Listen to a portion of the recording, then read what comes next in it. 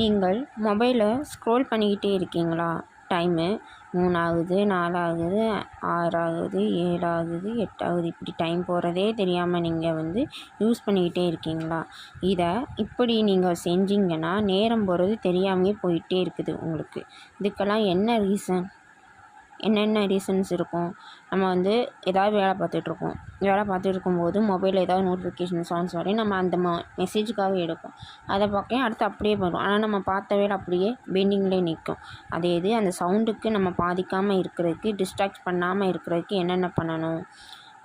இப்போ நம்ம ஏதாவது முக்கியமான வேலை பார்த்துக்கிட்டு இருக்கோம், இல்லை சமையலே நம்ம பண்ணுறோம் அப்படின்னா டர்ன் ஆஃப் பண்ணிடணும். அந்த நோட்டிஃபிகேஷன்ஸ் வர்றதை நம்ம ஆஃப் பண்ணி வச்சிடணும்.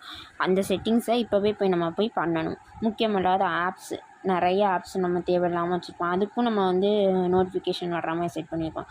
அது எல்லாத்தையுமே ஆஃப் பண்ணணும். இப்போ take control, own your time.